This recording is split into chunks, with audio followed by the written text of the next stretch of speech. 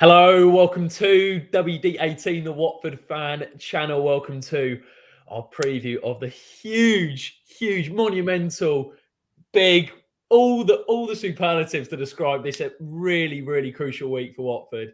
It's make or break time, Sam. It's Watford's huge 3 games: Newcastle, Burnley, and Norwich in the space of a week. It's a week which I think a lot of Watford fans are seeing as season defining. It's a week which is effectively going to determine where we finish up, whether we're Premier League or Championship. It's going to have that much impact on the rest of our campaign and the future of the football club. So I have to admit, Sam, I'm feeling, you know what, not today, but since I've kind of just said that, and tomorrow I'll be feeling a little bit more nervous. But how have you? I saw your tweet earlier that you're kind of feeling not that excited or not that nervous because you don't know what Watford team you're going to see. Is that so? Do you want to maybe expand on what you mean by that? Yeah, look, I think there's an element of me that I saw a comment on our last video, the match reaction from the Leicester game. Someone said that they've never seen me so drained or sort of void of any emotion regarding Watford, and I think that I'm sort of carried that through the week. Normally, I'm so looking forward to a game, or I'm absolutely dreading it, and I've just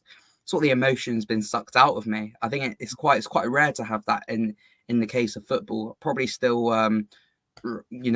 I had it a lot during the lockdown in terms of watching it on Hive Live or whatever it was, or not being at the game. But I think the performances of the last 12, 7 defeats in a row, 2 wins in the last 12, it's really sucked that out of me. And I think that's what I meant in terms of not being too excited, but I'm also not nervous. I'm sort of very neutral. I think there obviously are elements to be excited about. I think we're going to see some new players in there, perhaps a new formation, a new look Watford side, the likes of Kamara, Samir, Kiembe in the middle. We don't know what sort of team it's going to be, but also it's an absolutely massive week, and it's make or break, as we've said in the title here. It's absolutely huge, and I can understand why fans would be nervous as well.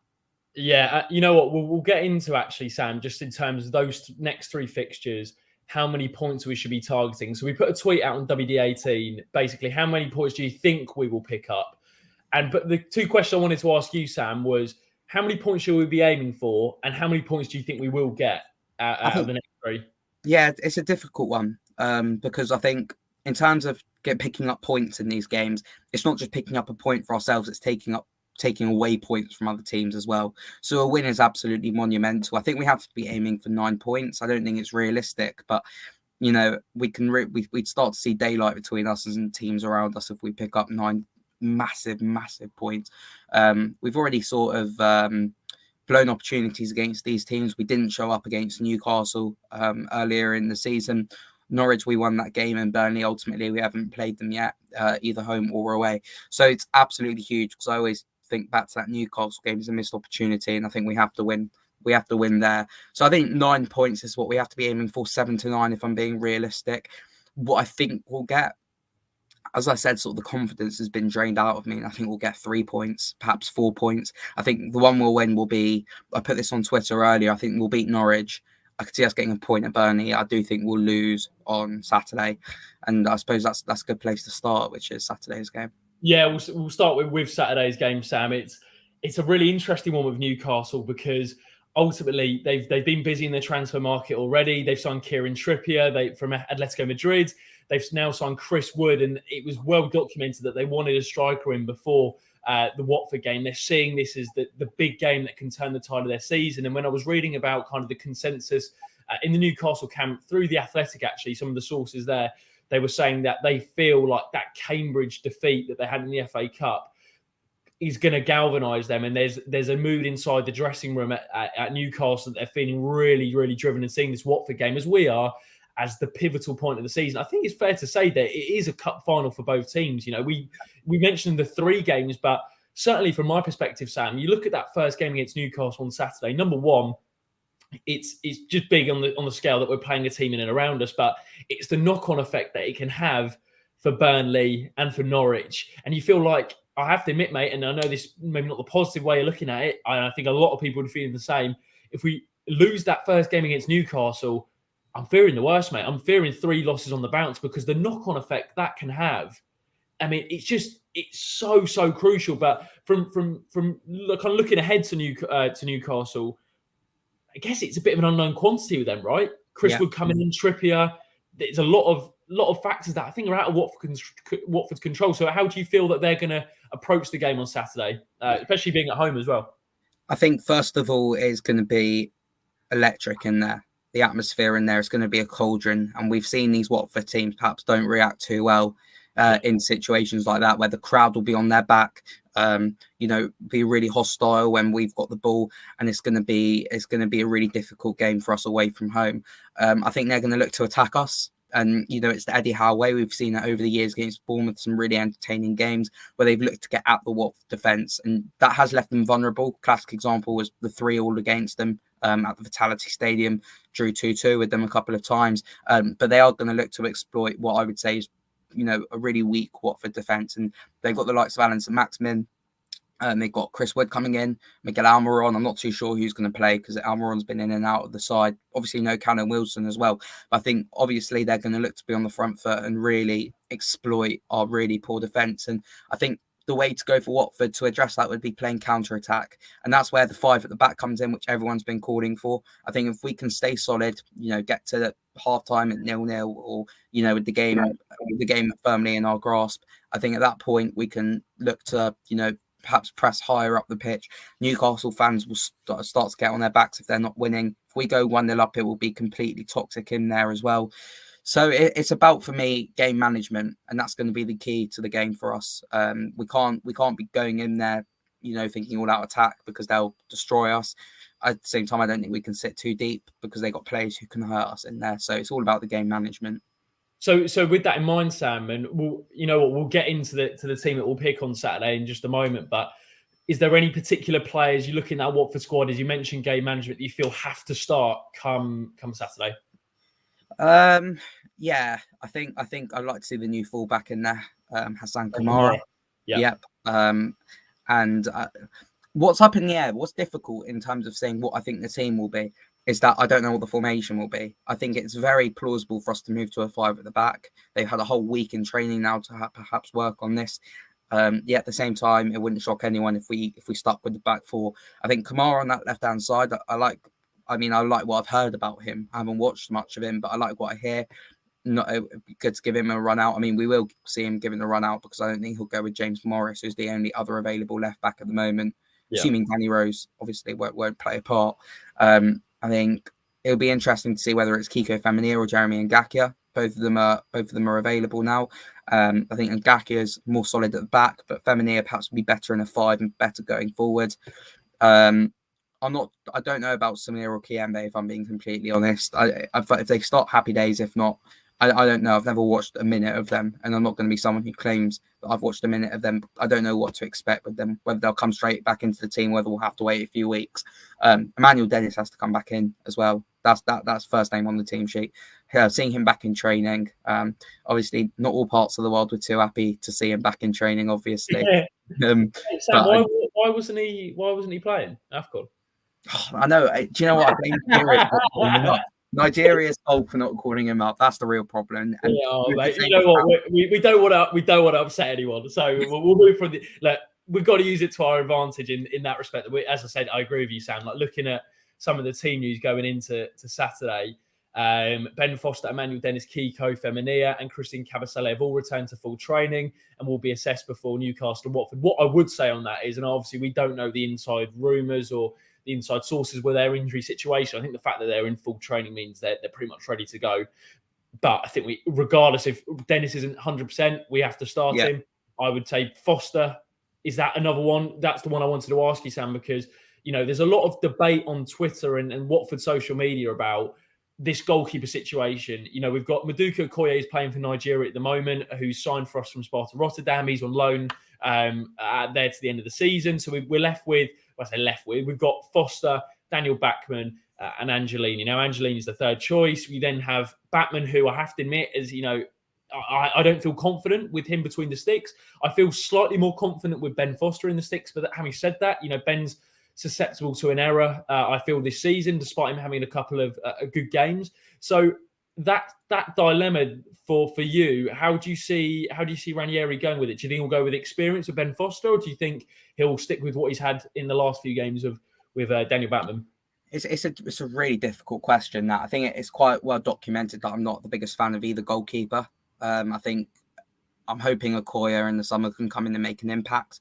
But I think, look, it's difficult to say because, I mean, I was a massive fan of Daniel Batman last season when he came into the side, kept absolute ton of clean sheets, and he was brilliant for us, I thought, but he just hasn't made that step up to the Premier League, and he's really out of his depth at this level. And it pains me to say that because I am a big fan of Daniel Batman. At the same time with Ben Foster, all right, I'd say he probably is a slightly better option than Daniel Batman. He's 36 years old, is he? 36, 37? And it's a risk to bring up. He's had a long layoff out the team now, the whole Christmas period. So it's difficult for Ranieri perhaps to bring him straight back into the fold. If he is, I don't know, he's probably is 100% if he's back in training, but he might not want to take that risk. So it's going to be one that we see last minute. If he's 100% available, I'd go Ben Foster. That's where I'd go personally. Interesting. Let us know who you would go for in the comment section below. Kieran says, it doesn't matter how good we defend, we just need our defence not to make any mistakes. I wish it was as simple as that, Kieran, because if one defender has a good game, then another will make a mistake. It's an interesting point Kieran makes there about the confidence of this Watford team. I feel like, Sam, that first goal on Saturday, and we mentioned it, it's a bit of a cliche in football, but I think it's really right here that if Newcastle get that first goal, you feel that they could score a couple quite quickly with that momentum, as you mentioned, with the atmosphere. On Watford, on the other hand, if we score, the game's in our hands. We can play on the counter-attack. We can sit back a little bit deeper. And that's where the dynamic changes. Yeah, at the same time, though, the big difference with Watford and Newcastle was that I feel like if Newcastle go 1-0 up, I feel like the game's done. I can't see us, clawing it back. I think it'll be a hostile atmosphere. Their fans will surge them on to get second, third, fourth goal. If we score first, I don't think we're ever truly in control. I think we saw that in the Brentford game. We saw that in the Chelsea game when it was 1-1 and we still, lapses in concentration at the back. I don't think this Watford side will ever truly be in control. Even when we're winning 3-0 against Aston Villa, we let them claw it back to 3-2. And that's where my fear is, because we need to get that first goal to get some sort of control, because I feel like if we go one down, then I wouldn't want to know what the final score would be at full time. Just picking up on that control point, when was the last time you felt that a Watford team had control? Like, in terms of when you watch a certain Watford team, you felt that they were going to see the game out. And maybe under Javi, I felt that if we scored 2, it was unlikely we were going to concede 3. But it's difficult. That's definitely not this season, because even if you look at some of the best games we've seen, Everton, we were losing twice in that game, not in control of it, weren't playing well.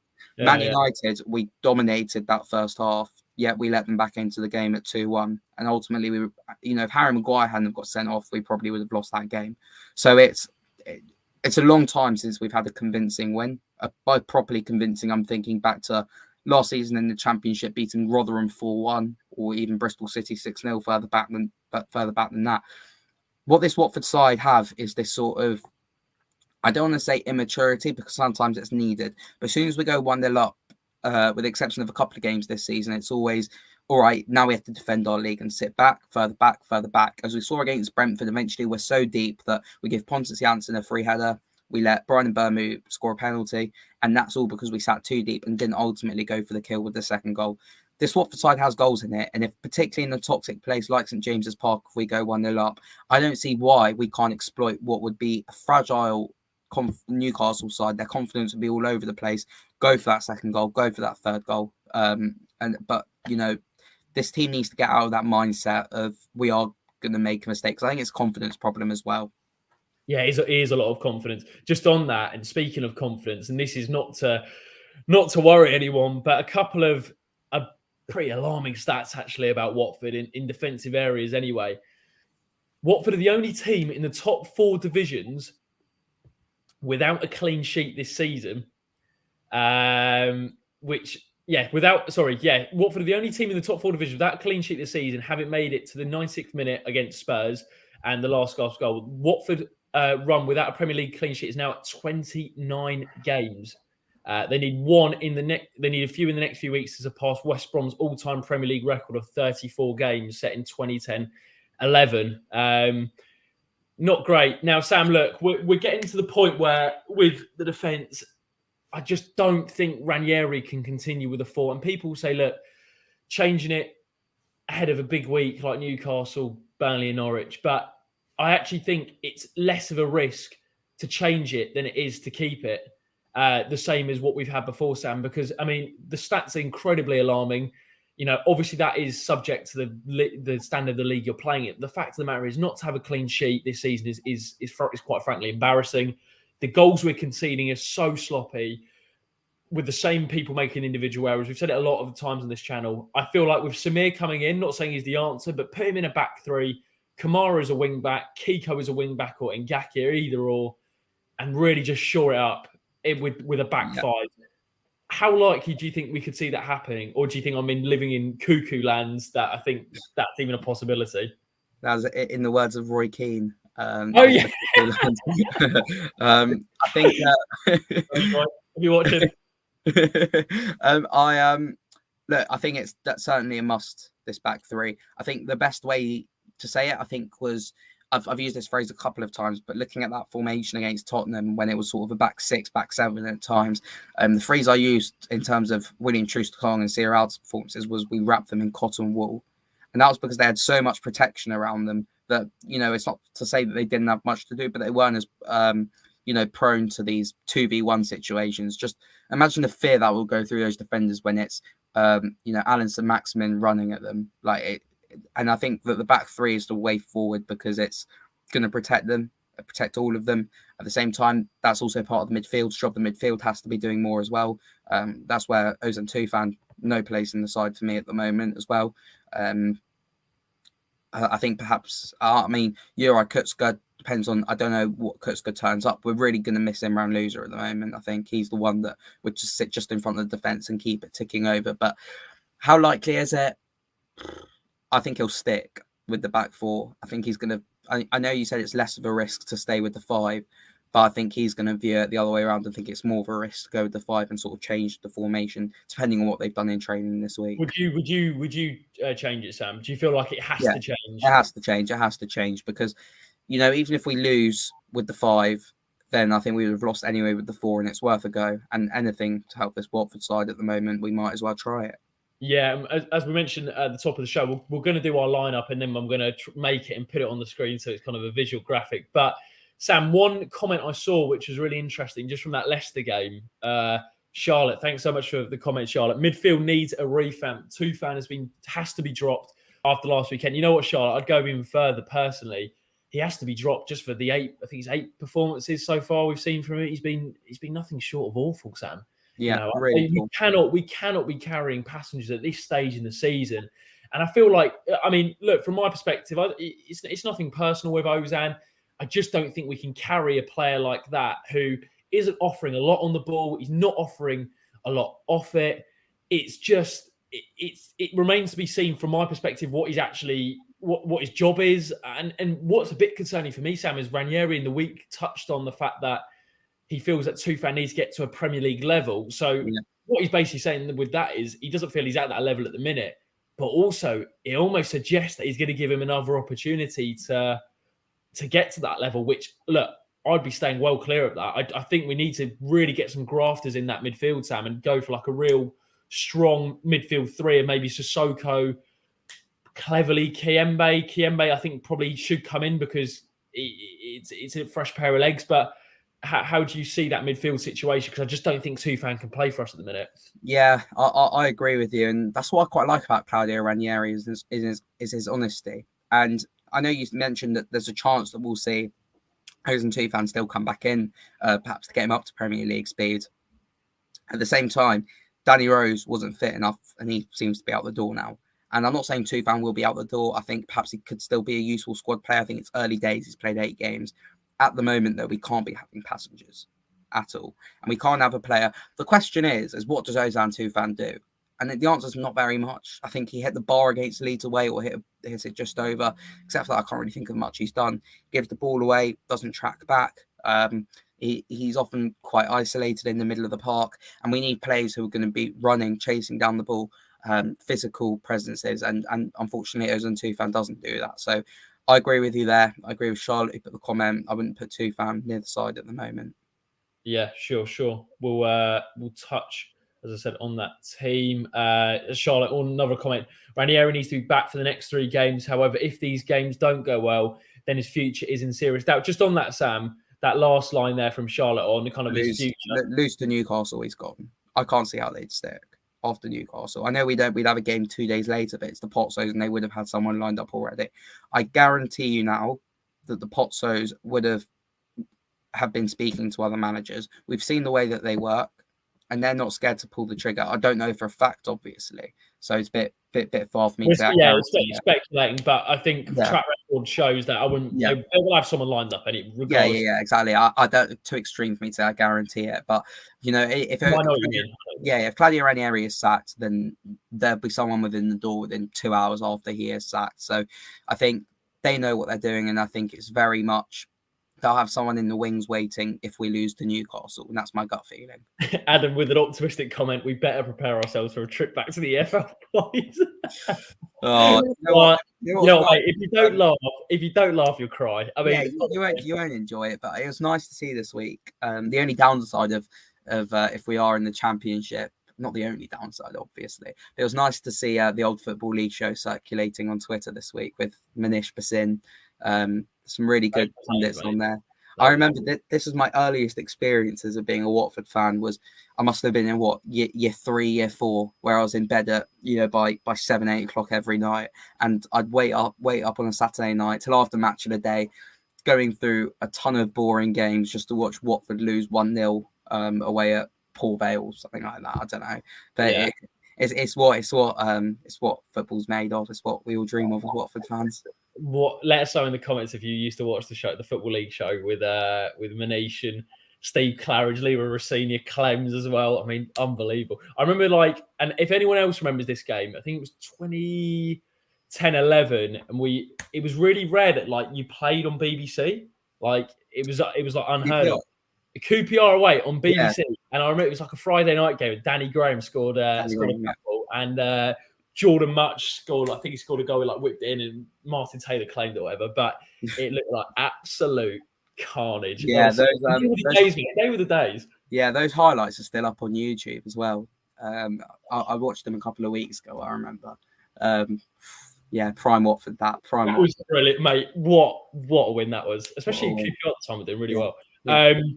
Sam, look, you know what? We'll get into this team. We won't delay it for any longer. I can't show it on the screen, but I'm going to fill it out. And then once we've done it, we'll show it on the screen so you have a kind of idea of how we would set Watford up. So, Sam, the first thing I've got to ask you is, are we going, if we're Ranieri, we're not predicting his lineup. This is the lineup we'd go for. We would go for. Are we going 3 or what formation are we going for here? Well, I'd go 3. Definitely 3. So we're saying so we got 3-1-4-2, 3-4-3, or 3-5-2, or 5-3-2, or 5-4-1. Could you repeat the 3s again, please? Sorry. We got 3-5-2. Okay, we'll just keep it 3-4-3 or 3-5-2. 3-5-2, I'd say. Okay, 3-5-2, and so it's kind of like a 5. Nice. Yeah. Okay, so in goal, Ben Foster. I'd go Ben Foster. Quick reason why? If he's fit enough, I think he's simply better than Daniel Backman. His experience will help us out back there. Okay, back 3. I'm going to put Samir in there. Yeah, Samir on the left-hand side of it. Francisco Sierralta and Craig Cathcart. Craigie Cathcart, stalwart. So back 3 of Samir, Sierralta, and Cathcart. Let us know in the comments, by the way. Apologies if it's a little bit shaky. I'm just typing on my desk. I'm gonna do the right wing back, Sam. I'm gonna go with. I think if it's a wing back role, I prefer Kiko. Yeah, definitely. Personally, I think nothing against Ngaka, but Kiko could offer a little bit more going forward, especially if we're going with a 3. Yeah, so definitely. I'm gonna go with Kiko, and then left wing back, you'd go for Kamara. Yeah. So we've got Kamara and Ngaka. Yeah. We've got a few. Do you know what? I know you said Kiko in the back 5. I wouldn't mind. I mean, I don't think anyone's too fussed between Kiko and Ngaka at the moment. You know what? We'll put Kiko / Ngaka. Yeah. Because I think we're fair to say that we wouldn't mind either. Because I think Ngaka's a better defender, but Kiko's better going forward. Yeah. Kamara is the left wing back, and then this is the midfield 3. Sam, do we go with a 2, if 2 in front with 1 further forward? Do we go with 1-6 with 2 further forward? What are we going with? I'd go with 1-6 with 2 further forwards. And that 6 is going to be Kiembe? We're going to go Kiembe. He can play 6, he can play in the 8, and he can play a bit further forward. I actually think, mate, Kiembe and Sissoko. Actually, no, we're going to go. I'll say Sissoko and Cleverley further forward. I agree with you. So we'll go Sissoko, Cleverley. But by the way, it wouldn't shock me if it's. I think we will see that 3 in the midfield. That's what I would go with, but I reckon Claudio will go with Juraj Kucka in that holding role in the 6, rather than I reckon I'll go with Kucka. And then the 2 up front, Sam. What are we going with? I mean, Dennis has to be in there, right? Yeah, Dennis. I feel harsh on João Pedro not playing João, and it's toss up between João and Josh King. I'd play Josh King and bring João off the bench as that impact substitution. Josh King, we're going to start him. And I actually think João's been really good when he's come off the bench. We've got Kucka on the bench as well. So I'm just going to download this image. I'm going to show it up. This is the budget that we've got here at WD80. It's not Monday Night Football. I saw someone put in the comment section that it's improved from the areas, Kieran. WD18 budget gone up since the old days. If you remember, I think I did it in the same room, but the production quality was absolutely woeful. I mean, this is not exactly Monday Night Football, as I said, but it's better than nothing. So we're going to show you this lineup right here. I think a problem, and just touching on, I was listening to From the Rookery End this week, and a problem that they picked up on. Really good listen, by the way. The problem they picked up on was having Sissoko in a holding role, and that he's simply not suited in there. I think Sissoko has to be further forward in a box-to-box sort of role, and that's why I personally wouldn't want Sissoko in that 6. Sure. I mean, the possibility would be we play 2 holding, which would be Sissoko and Tom Cleverley, sort of in 2 6s. And then we play João Pedro in the 10 behind the 2 strikers. But I think the thing is, I'm not against João in the 10. I'm just a bit against having Sissoko and Cleverley in a holding role, because I don't think or you could go Kiembe as the holder. I wouldn't be surprised if he went as he's left-footed as well. Kiembe, Sissoko, and João slightly further forward. Yeah, I think it'll either be that, or it'll go a bit more defensive with Ranieri. Will go a bit more defensive with Kiembe, Sissoko, Cleverley. It just depends. I don't know if he's a massive fan of Cleverley. I'll have to admit. Do you know what's so frustrating as well? I know I don't want to bring it back. The perfect play for this Watford side is Will Hughes. It's so annoying to say that, seeing how well he's doing at Palace. It's a frustrating one. It is indeed. Right, here is the team, Sam. It's loaded up, and there we go. So we'll run through it.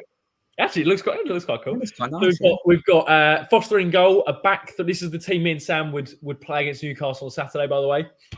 We're changing it from the 4 at the back to the 3/5 with Ben Foster in goal, Craig Cathcart, Sierra to Samir, Hassan Kamara making his debut at left wing back, Kiko or Ngaka either or at right wing back, Kiembe sitting with Sissoko and Cleverley slightly further forward, and then Dennis and King up front. Now, we're going to leave this on the screen for a little bit. Just let us know your initial reaction to that team in the comment section. But do you think he trusts João at the minute, Ranieri, Sam? Because I think there was an interview he did after the Brentford game where he touched on kind of João needed to be. I can't remember the exact quote, but he was implying that he wasn't on it straight away, and he kind of fizzled out a little bit.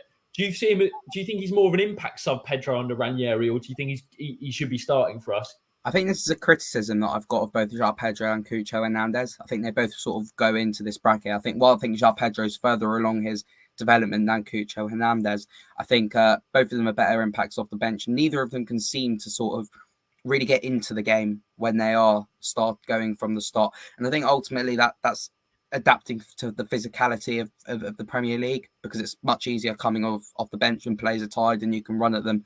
Whereas at the start, they'll be on it, they'll be crunching into tackles, and it's difficult to come into the game like that. But you know, I think João's a really special talent. I'm a massive fan of him, and I actually thought he played quite well at Leicester last week. One of the better players on there, a positive. The problem in terms of bringing João in there, as I've said, is that to facilitate having João Pedro in a 5 at the back system, you're going to have to play people out of position, such as Moussa Sissoko, Tom Cleverley, not playing Kiembe, the new signing. And that's sort of where I'm hesitant to play. And we could see him perhaps in a slightly deeper role, like we saw him against Nottingham Forest last season when we won 1-0. We saw him playing the midfield 3, sort of in a more defensive role. But I think it's too much for a risk to do that. And certainly I think he's a good option to have off the bench along with Cucho Hernandez. Yeah, sure. Let's. You know what? I've just made another lineup with Zhao in it. This is another option. I think it'll either be, well, I think I'd either go for this.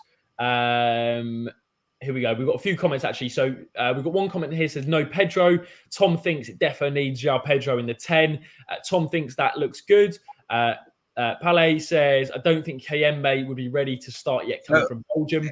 It's an interesting point that in terms of Kayembe not being ready. And as I say, I don't know too much about him, so I can't judge whether, he is good enough to start yet. My fear is that I think we need to play with 1-6 at the weekend. And without Imran Louza there, I don't really trust Juraj Kucka because you don't know which Kucka is going to turn up. I don't want Ozan Tufan starting because we said he's a passenger. So I think Kayembe is the one that fits the bill in terms of playing in that 6. Sure. And this is the other option. So Chris does mention who will create chance for the front two. This is an alternative that we could play at the weekend. So if we just switch it over there, Sissoko, Kayembe as a 2 and Pedro slightly further forward, connecting to Dennis and King as the front 2. Now, I really like that front 2 of Dennis and King, so I like the fact they could drift out wide. Yeah. But Sam, how likely do you think we could see that? Because Pedro, not really Pedro, but I think the issue here is actually more Sissoko. Yeah, Sissoko would be the problem. And that's what I'm saying. That's why I was hesitant to put João Pedro in there in the first place, because it would be putting square pegs in round holes. And, familiar viewers of the channel will know that I'm strongly against that. It's a problem that, we particularly had in Cisco Munoz with Will Hughes playing on the left in some games. It was a big, big problem. I think Sissoko in that holding role limits what he can do. He wants to be box to box. He wants to be all over the pitch, carrying the ball forward, and it really limits what he can do. And I think probably in this sort of game, Sissoko is more important to have playing in his right position than João Pedro, which is why I sort of opt for the first team. I think sort of another positive to go with this side would be that when we're attacking, I think we'd go to a front 3. I think João Pedro would go down the middle. I think we'd see Josh King go over to the left and Dennis on the right, or the other way around. And it's a fluid front 3, and all 3 of them can play across the front line. And I think that's definitely another positive to play with this. I think what I would also go with, I'd go with that first team. And if we need a goal, or if we're sort of in control of the game, we could switch it up at half time or at 60 minutes or so. Yeah, and this is the final option that we've got, Sam, is maybe just going with Kayembe sitting and then Pedro and Sissoko further forward. But I guess my argument with maybe not going for that one is Pedro defensively. Is that a little bit of a risk, maybe playing him as a centre mid out and out because we need a bit more cover in there? Or do you think he could do that role? I think he can. I think he can do that role. And I think it would... I think we saw it last season, albeit it was in the Championship, that he can fit in that role. I think what would we be relying on, though, is Sissoko and Kayembe having 10 out of 10 performances. Now, I trust Sissoko, obviously, with that. I think he's hardly let us down since he's come into the side. It's just about how good Kayembe actually is. And he's going to have to be doing a lot of covering. Say João Pedro goes forward quite a bit, which he wants to do, and carry the ball forward. We could be left exposed a bit in central midfield. So that's why I'm sort of wary. As I say again, we need to wrap that defence in cotton wool, which is why I think perhaps we could be left a bit vulnerable with having João Pedro in the middle. Sorry, I've gone over it. So diving underneath the there we go. There we go. So Chris has gone for option 2. Which was this team. I think it's actually quite cool. So we'll pop a poll on Twitter later. Yeah, it's interesting. If you'd like to see more of this, by the way, guys, let us know in the comment section and kind of go through the team. But one player I think we've missed out that Ranieri seems to absolutely love is Juraj Kucka. Now, Juraj has been is what I like to call a honest footballer. I think he knows his limitations. We know his limitations. But with Juraj, he will always give 100%. Now, sometimes that isn't enough, especially in the Premier League. But ultimately, you know what you're going to get from Juraj. And I think that's why Claudio likes him, because regardless of how he plays, he can have some real stinkers like he did against Brentford. But even when he played badly, he still runs. Do you know what I mean? I think there's certain times where, people get their heads down. Juraj just kind of like, it's to his own detriment sometimes. I think it was against Spurs, and he was playing like right wing back, and he was just like had his head down and just like just went out of position. It obviously led to one of the goals. Yeah. But I do feel, Sam, that Kucka's going to play a part on Saturday. This is the team that we would go for, but Kucka seems to be a favourite of Ranieri's. Do you see it like that as well? Yeah, I think he does like him. And Juraj Kucka, again, I think the reason why I don't want him is because you simply don't know what you're going to get. You can get the Juraj Kucka against Aston Villa, who was brilliant, or you can get the Juraj Kucka who the Brentford Uri Kucka. And as you say, one thing you can't doubt is his effort and his energy levels. He is 100% every week, as you say, to his detriment sometimes, where he was running so hard against Leicester, he was caught out of position because he was following the ball rather than following the man that left him Burma in so much space. Ultimately, Kucka conceded the penalty. Against Tottenham, he was out of breath pretty much and had to take down Heung-min Son, I think it was. So it's I think Kucka is good on his day, but with a player like that, it's difficult to know what you're going to get. I'd say if we were guaranteed the Uri Kucka that we saw against Aston Villa, he'd be one of the first names on the team sheet. And, that we wouldn't have this problem of who plays in the six when Imran Losers not there. Just on this as well, it's brilliant to see Pedro's nearing a return as well, and can't wait for him to come back. He's going to be massive, I think. If only we had him for these 3 games, because I say we'll have him for the run-in. It almost feels like this is the run-in, because if we lose these games, then we'll be cut adrift and almost feel like our season's done already, even though it's nowhere near the end. So, look, I can understand sort of why fans don't want Kucka in there. I can also understand why Ranieri wants him in there. I personally wouldn't start him though. Now, the team will be released at 2, and we'll just see Uri as at right back. Right back, yeah. We'll have Kiko fit and Gakia, and Ranieri will go with Uri Kucka as a bombing forward right back. Let's have a little look through your comments. Thank you to everyone who's watching at the minute. Freddie says, to be honest, I don't think Kucka versus Kembe for this game is going to make a lot of difference. I think it's more down to the back line anyway, considering Kembe is an unknown. Sorry, did I pronounce? Yeah, I did pronounce Kembe. VJ, I place all my trust in Ranieri. That a lot of fans, you know what, Sam? I think it was the first time last week where I felt there was a bit of a split on the Ranieri situation. I think the overall consensus with a lot of Watford fans was because of his track record. You back him all the way, regardless of results. It felt like the Spurs game was the first time where people were going, look, you look at his record. I think it's 10 losses in 13.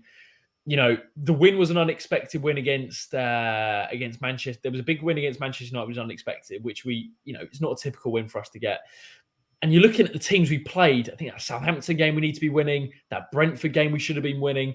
So, do you feel that us as a fan base, we have to get behind Ranieri regardless of the results come Saturday, or do you feel that there'll be a swing against him or for him more against him? Let's say if we did lose. I think, as I've said already, I think if we do lose to Newcastle, I think he'll go. I think the Pozzos will ultimately pull the trigger on him. My reason why I wouldn't, because as Ian says here, anyone else by now would be gone. And I just misread that. I thought it said anyone else by now and we would be gone. I don't think there's a better man in charge than Claudio Ranieri who can keep us safe. As we've said already, I think that this Watford side is not only it's a confidence problem, I think it's an ability problem. Because even when they're giving 100% in certain games, ultimately we're coming out second best, where you can't really fault. The Tottenham game's the prime example. I don't think you can fault any particular player for their performance, but ultimately it wasn't enough. And that's the problem. So I think some of these problems are beyond any what any manager can do in terms of fixing these players. And I think Ranieri is the best man for it. I hope Ranieri starts his magic now. 3 massive games is huge. Really is huge. We're just going to have a few more comments. Aaron, good to see you, mate. Would only have Diego Martinez if Claudio was to be sacked. Nobody else would do better. I honestly think we should keep Ranieri and rebuild if we lose 1, 2, or 3 of the next 3. That's a huge comment, really. I mean, I wouldn't be surprised if they did pull the trigger if we lost all 3, to be honest with you. Because, look, mate, if we did lose all 3, and God forbid we do lose all 3, it's almost a case of I'd be planning for next season. We've had the 3 biggest games, and if we get 0 points out of them, you might as well look ahead to next season, in my opinion. Let us know what you think about that. Tom says, I don't think fans will turn against him if we lose on Saturday. Losses on Saturday and Tuesday, and that may start to change. It's just, look, we're really looking ahead. We don't want to, talk about what if we lose, what if we win, except, well, hopefully what if we win, but what if we lose? But it's just a little bit of a mess, Sam, at the minute. Regardless of whether we win on Saturday, you kind of feel that it's just become a little bit last gasp saloon, and we're getting to the point where these 3 games, you put ourselves in a position where we're on 13 points. God forbid how we're outside the relegation zone still. I mean, we haven't been in, have we, this season? Obviously, bar being on alphabetical order. it's crazy. So it's just amazing to think that we've got ourselves in this situation. And there's part of me, Sam, that's really frustrated that it's got to this point. There's also another part of me, which is kind of the risk side of me, which is like, I'm really excited for the next 3 games because we can literally turn our fortunes around and be sat here next week with 22 points. Unlikely. We could be sat here, let's just say with 20, 2 wins and a draw. And you're thinking, you know what? We probably only need 3 or 4 more wins. Yeah. And you're starting to think we've got a good chance of staying up. So just what's your prediction coming out, just to wrap up, about the next week and how big it is for Watford? Excited, nervous. Excited but nervous. As I say, I'm sort of in between. Don't really know whether I don't know what side will turn up. If I'm predicting all 3 games, I think we'll lose 3-1 on Saturday. I think we'll lose 3-1 on Saturday. Boys. I think we will draw 1-1 at Burnley, and I think we'll beat Norwich 2-1. So no clean sheets in there still. I was tempted to say 2-0 against Norwich, but the biggest surprise out of all 3 fixtures would be a clean sheet. Yeah, exactly. Honestly, if you're a betting man, well, I'm not a betting man personally. You know what? Whenever anyone says, if I was a betting man, they normally are a betting man. It's just but if I was like looking at the 3 games, I think I'm not feeling particularly confident for Saturday because I think, as you said, it will be such a hostile atmosphere. I really think it'll be tough for us to go away from home. I think I'll mark on the game. I think we'll go 1-0 up. I'm calling that now. I think we'll go 1-0 up and lose 3-1. That's what I'm saying. Do you know what? You know what I take now, mate? That win under Silver in 17-18 where we won 3-0. Yeah. Oh, beautiful. Prime Marvin Ziegler in the mask. Marvin Ziegler with the mask, mate. Beautiful. Unreal combo. So I'm gonna predict. I agree. I think I'm gonna be a bit more positive than you. I'll go draw on Saturday. Score draw of 1-1. I think we'll draw to Burnley and I think we'll beat Norwich. I'm gonna have 5 points. That's decent. I'd take 5 now if you offered it to me. Yeah, that's just to wrap up, mate. What would you take if I said to you 3 points? Would you take out of 9? No, I wouldn't be happy with 3. I'd be happy with minimum 5 because it would mean we're also taking points off Newcastle and Burnley as well as gaining a point for ourselves. But then it also, mate, it kind of like brings up the situation of which games do you want to draw? Because That's you don't true. really want to draw the Norwich game because Yeah. Norwich, I think Norwich are down. Norwich are pretty much gone. But you look at Burnley and you're like, we take points off Burnley. It's just, oh my God, what a mess. What a mess. Gonna have the calculator out later on the Premier League, Premier League calculator website where you're looking at every single possible scenario by predicting the results. Look, who knows what's going to happen? It's going to be a stressful few days. I'm going on the club coach to Newcastle, and it leaves at 6:30 in the morning, I think. So Newco, the Watford Ultra. I'm not looking forward to that one. But yeah, I suppose it'll be a good day out. Good to see Watford fans. And I mean, I missed Leicester last week, so it's been a couple of weeks since I last went to a game, so I'm excited for that. Good man. All right, last few comments. Ian says he'd take some effort from the team and 5 points. Tom goes draw, win 7 points. 2 clean sheets. Got 2 clean sheets. I mean, Tom, look, that's bold. Bold. That is. I want to know what's in your cereal, mate. That is controversial, to say the least. But I would certainly take you off 7. Certainly take 7 points. Pally says lose 3-0 Saturday, draw 1-1 against Burnley, draw 2-2. He thinks 2 points. Another comment here from Ojda: will win 2-1 Saturday, draw at Burnley and win at Norwich. I mean, it's just the fact that we've seen so many different predictions says everything about Watford fans towards the team at the moment. It is just a complete unknown quantity. But that is where we're going to wrap up the video, guys.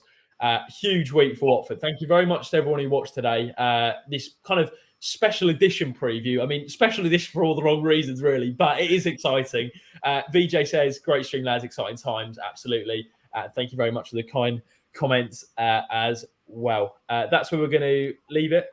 Sam, final words?